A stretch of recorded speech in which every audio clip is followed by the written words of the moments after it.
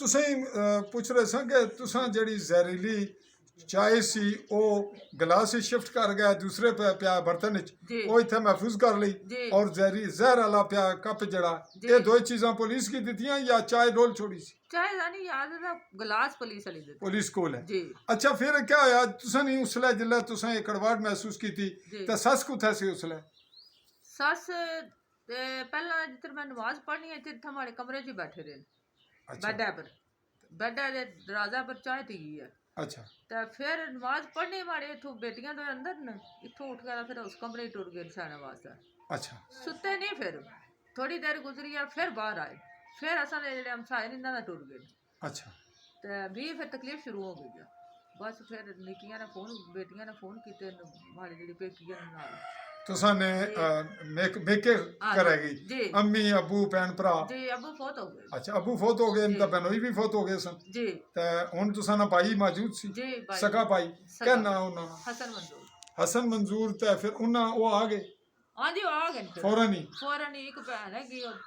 बहनोई वो भी आ गए ने ਅੱਛਾ ਤੇ ਤੁਸੀਂ ਨੇ ਮਾਮੂ ਇਮਤਿਆਜ਼ जी ਇਹ ਕਿੱਥੇ ਨੇ? ਇਹ ਵੀ ਆ ਗਏ ਸਨ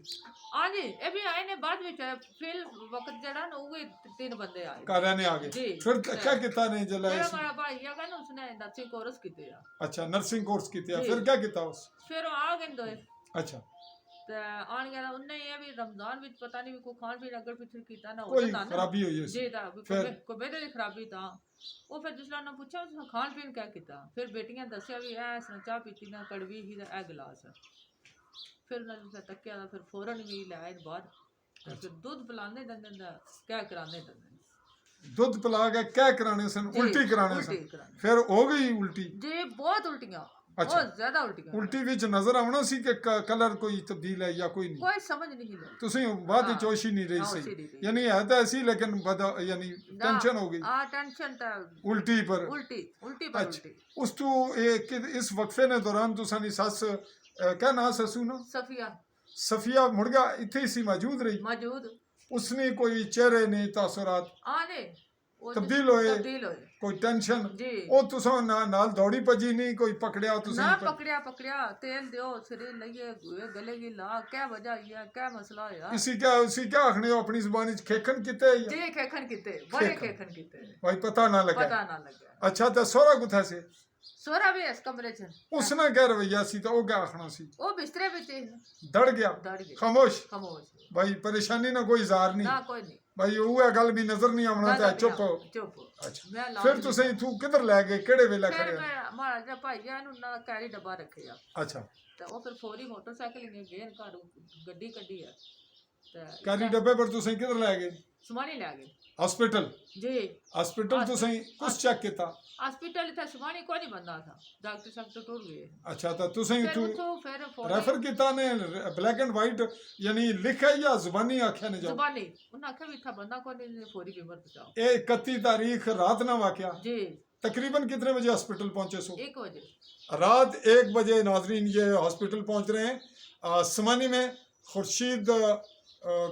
जो शहीद है उसके नाम से हॉस्पिटल है और इसको अमूमी तौर पे समानी जो कि सेक्टर भी है बॉर्डर लाइन भी है और इस वक्त जैसा कि मैंने आपको बताया कि बिल्कुल रिच पहाड़ी के साथ ही यहाँ से बिल्कुल ½ किलोमीटर हाइट पे के फासले पे बॉर्डर है इंडियन आर्मी और पाकिस्तान आर्मी बैठी है पहाड़ी तमाम इंडियन ज़ेर कब्ज़ा है और हम बिल्कुल उसके सामने बैठे हैं सिर्फ मकान की इस वक्त उजल है हम जहाँ हैं तो ये 1 बजे पहुँच रहे हैं और हॉस्पिटल में कोई सहूलत मौजूद नहीं जिसको तहसीली दर्जा दिया गया है तहसील हेडक्वार्टर समानी का नाम दिया जाता है और उसको हम रेफर सेंटर कहते हैं उतो तुसा 1 बजे चले गए पिंबर क्या होया जे पिंबर जगह फौरी उत्थे सारे डॉक्टर शाक्टर मौजूद एमरजेंसी पता है सेरला है उन्हें तुसा ट्रामा सेंटर च एमरजेंसी च जी चेक किया जी चेक फिर क्या किया ने फिर उन्हें कनोला पास किया अच्छा खून टेस्ट किया ने दिला जी ECG की ने फिर मेरा वाश होया हमारा अच्छा दवाई ड्रिप वगैरह दी ने फिर राती उठी रहे हो हॉस्पिटल आज हॉस्पिटल ही सुबह सुबह फिर आया वापस उतो तुसा फिर वापस घर भेज छोड़िया ने जे फिर मैं पिंबर खुद आए ना पिंबर मारी भैन है मैं उससे छोड़ आए उठे दिने उठी रहे हो 3 दिन में थे 3 दिन उठे रहे हो तो हाँ फिर फिर ट्रीटमेंट जारी रही है दवाई जड़ियां लिख के दी हैं उन्होंने डॉक्टर वो भी आ अच्छा ते फिर घर आ गए हो जी 3 दिन बाद फिर घर आए हुन तुसा ने चौथे दिन तो पोजीशन सेहत ठीक है बज़ाहिर یا کچھ اثرات رہے؟ ہاں صحت ٹھیک نہیں ویسے نارمل حالت بھی ٹھیک ہی ٹھیک ہے ہو؟ جی اچھا یہ سارا تساں جڑا اسلامی بیان دینے ہو پہ جی اس کیا کوئی شک تو نہیں تساں کوئی گل بھولنے پہ ہو یا نہ نہ کوئی تساں کسا سکھایا پڑھایا نہ ہوئی یہ کوئی بیان دے نہ کوئی تے کسا نے آکھے پر کوئی نہ کوئی تساں دیاں بیٹیاں کتنیاں؟ 2 بیٹیاں بیٹا کوئی نہیں؟ بیٹا کوئی بیٹیاں کیا کرنیاں؟ بیٹا اللہ میاں دیتا فوت ہو گیا بیٹا ہویا سی فوت ہو گیا جی چھوٹا ہی سی چھوٹے ہی دنیا پر اپنی فوت ہو گیا ایک بدھوارے بیٹا فوت ہوا دوسرے بدھوارے خامن فوت ہو گیا ہاں جی ایک ہفتے کا وقفہ اچھا جی ہن یہ دسو کہ ایک وصیت نامہ کوئی تساں نے خامن نہ تیار ہویا جی تے زمین تساں نے جڑی تساں نے حصے نہیں بننی سی جی اس وصیت نامے نہیں آڑ وچ شفٹ تساں نے نہ ہوئی یا نہیں ہوئی مینی علم تساں علم ہے کہ تساں نے نہ کچھ ہوئی ہے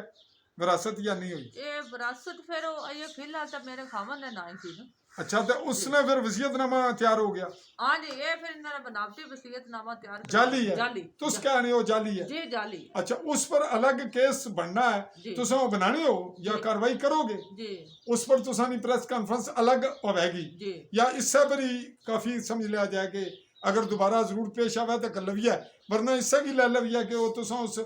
وصیت نامے کی جعلی آخنے ہو جعلی پکا پکا اس پر قانونی کاروائی کرانے ہو کرانی کراؤ گے جی اگر اساں سٹینڈ لویا ہے جی انسانی حقوق نے حوالے نال عورتوں نے حقوق نے حوالے نال جی میں ناظرین انٹرنیشنل ہیومن رائٹس آبزرور اسلام آباد پاکستان کی انٹرنیشنل تنظیم ہے ہیومن رائٹس سیکٹر پہ میں اس کو کوارڈینیٹر ہوں ضلع ممبر میں تو ہم اس کیس کو فالو کریں گے اور اس کو اپلفٹ کریں گے اس پہ باقاعدہ انویسٹیگیشن بھی کریں گے اور ان کی سپورٹ بھی کریں گے بات کو اس کو کلوز کرتے ہیں رپورٹ کو سم اپ کرتے ہوئے اچھا تو اس کو جو اور آخنا چاہنے ہوتا آخو جڑا کوئی تساں نال ہویا بس پھر یہ تو کچھ جاتی ہی ہے نا تساں کہہ نہیں ہو بھئی تساں ایف آئی آر دا ہو گئی ہے نا جی مقدمہ جی جی تساں نہیں طرفوں ہوئی ہے جی یا پائنی طرفوں ہوئی ہے یا بھائی مامی دی طرفوں ایف آئی آر تہاڈی ہو گئی جی اور اس پر انہاں عبوری ضمانتاں کرائیاں جی اچھا پھر تساں انہوں نے بیان کس طرح لین جس وچ جو من گئے کہ میں زہر دیتا اس لئے تس کو تھا سو میں تو پھر ہاسپٹل سو ہاسپٹل زیر علاج سو جی در مری جی جی میں 3 دن بعد تو آئی جلے تسیں یہ پتہ لگ گیا بھی وہ من بھی گئی ہے تو تسیں کیا فیل ہویا کہ میری سسو می زہر دیتا ہے مارنے واسطے جی کیا گزری تساں پر دلے پر بھی بچیاں چھوٹیاں جی خامند بھی فوت ہو گیا اور اے 2 معذور بندے معذور تساں نے ذمے صحیح ہے اور ادھروں تساں کی زہر دے دیتا زہر گیا 2 بچیاں جوان صحیح ہے اے کیا گزری تساں نے دلے پر او بیان دیو عوام تکنا سننا چاہنی ہے ادھر تکو وہ تو گزری نیلی چھت لے جانا پھر تساں کی ایج کتنی ہے اس لئے ہماری ایج 40 سال 40 سال جی اور تساں کی بیوگی بھی ہو گئے تقریباً 10-11 سال یعنی تساں 12 سال جی تو تساں 31 سال نی عمر وچ بیوہ ہو گئے جی 3 تو پہلے پہلا لگ بھگ جی جی تو ہن تساں انصاف چاہنے ہو جی انصاف منگنے ہو انصاف جی ملا انصاف اچھا انصاف ملا جی ناظرین یہ رہی ہماری انویسٹیگیٹو رپورٹ اور میں آپ سے مخاطب آ رہا ہوں میں ریپیٹ کرتا ہوں چودھری فضل الرحمان پاکستانی زیر قبضہ جموں کشمیر کے آزاد کشمیر کہلوائے جانے والے خطہ کے ضلع ممبر کی تحصیل سمانی اور سمانی میں اس وقت میں موجود ہوں بنڈالہ کے علاقہ غربی کہاولیاں میں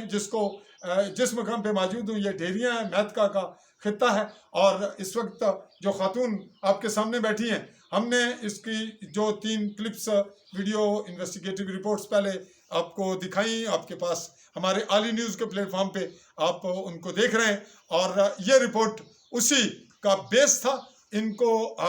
کی اویلیبلٹی ہوئی اور ہم نے آج ان کا اوریجنل سٹیٹمنٹ لیا اور ان کی شناخت کے پیش نظر ان کو ہم سامنے نہیں لانا چاہ رہے تھے لیکن ان کو ماسک دے کر کے یہ رپورٹ بنائی اگر کسی کو کوئی گمان ہوگا تو میں موجود ہوں یہ رپورٹ چونکہ میرے حوالے سے ہی رپورٹ ہوگی اس کا ذمہ دار اس کی رسپانسبلٹی مجھ پہ ہے بحیثیت کرائم رپورٹر تو ہم اس کی جو ان کی ایف آئی آر ہے اس کے حوالے سے بھی تعاقب کریں گے اور یہ بھی بتاتے چلیں رپورٹ کو سم اپ کرتے ہوئے کہ جو دوسرا فریق ہے صفیہ جو کہ زوجہ عبد الکریم ہے اس کے پھر 2 بچے ہیں غالباً اور اس کے بیٹے کا نام عبدالسلام کیا نام ہے عبدالسلام وہ کم عمر ہے ابھی جو آپ کا دیور ہے تو وہ زمین کے حصول کے لیے ساری کارروائی کی گئی اور پھر اس کی ویڈیو کلپ جو کہ ہم آپ کو اسی رپورٹ میں بار بار اس وقت دکھا رہے ہیں، اس رپورٹ کا حصہ بھی بنا رہے ہیں. اسی کو کلوز اپ کرتے ہوئے آپ سے چاہیں گے اجازت. اپنے کیمرامین ساتھی نقیب اللہ چودھری اور صحافی تکنیکی معاون ارسلان خان چودھری کے ساتھ چاہوں گا اجازت. اللہ حافظ.